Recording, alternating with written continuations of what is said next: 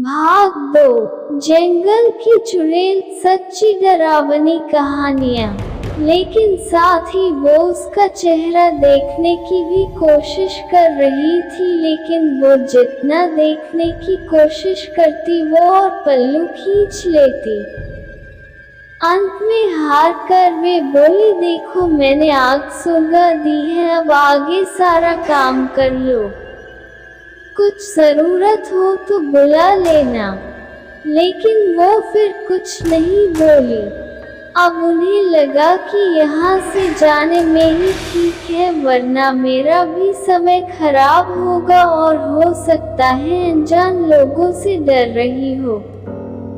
ये सब सोचकर उन्होंने उसे कहा कि मैं आ रही हूँ, जल्दी से खाना बना कर रखना। और वहाँ से निकल गई। मन अभी तक परेशान ही था। कभी अपने कमरे, कभी बच्चों के, कभी बाहर, सबको देख रही थी, कहीं कुछ अनहोनी ना हो जाए। एक मिनट भी आराम से नहीं बैठ पाई। अभी 5 मिनट ही हुए थे, पर उनके लिए वो घड़ी पहाड़ सी हो रही थी। समय बीत ही नहीं रहा था। 8 मिनट बड़ी मुश्किल से गुजरे और वे तुरंत ही कुछ सोचकर रसोई की तरफ दौड़ी।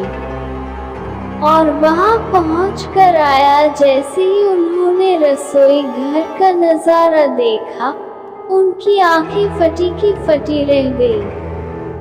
उनके पैर बिल्कुल ही जम गए, ना उनसे आगे जाया जा रहा था ना ही पीछे। उनके हृदय की धड़कनें रुक रही थी। वो औरत रसोई में बैठकर सारी कच्ची मछलियां खा रही थी। सारी रसोई में मछलियां और खून बिखरा पड़ा था। उसके सिर से घूंघट भी उतरा पड़ा था। इतना खौफनाक चेहरा आज तक उन्होंने नहीं देखा था। बाल, नाखून सब बड़े हुए थे। मछलियां खाने में मगन होने की वजह से उसे कुछ ध्यान भी नहीं था। और खुशी से कभी कभी वो आवाजें भी निकल रही थी। सी आवाजें गूंज रही थी। रसोई के पिछवाड़े में होने की वजह से और लोगों का ध्यान भी इधर नहीं आ रहा था। माँ को भी कुछ नहीं समझ आ रहा था कि चिल्लाने से कहीं घर के लोगों को नुकसान न पहुँचाए। वो चुड़ैल से अपने घर को कैसे बचाए, उन्हें समझ नहीं आ रहा था। बस भगवान का नाम ही उनके दिमाग में आ रहा था।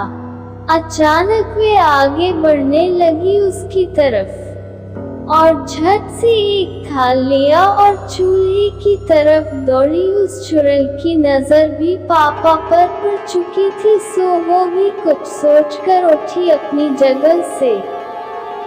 माँ कुछ भी देर नहीं करना चाहती थी। उन्हें पता था कि आज अगर जरा सी भी लापरवाही हुई तो अनहोनी हो जाएगी। उस चुड़ैल के कुछ करने से पहले ही उन्हें चूल्हे तक पहुंचना था।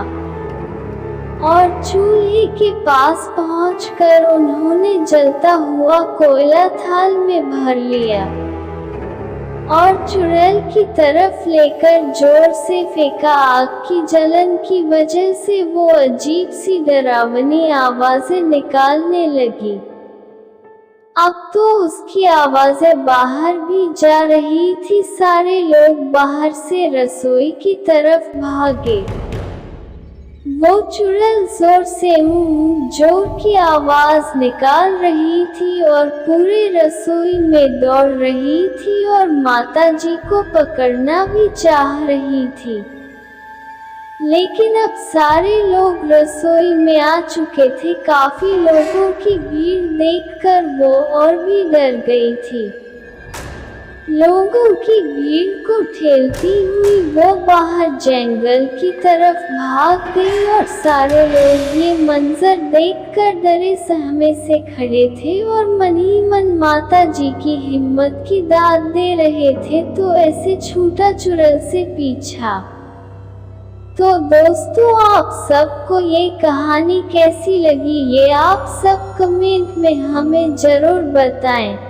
और अगर ये कहानी आप सबको अच्छी लगी हो तो वीडियो को लाइक, चैनल को सब्सक्राइब जरूर करें और बेल घंटी का आइकन जरूर दबाएं। और कहानी शुरू से जानने के लिए भाग 1 जरूर देखें। धन्यवाद।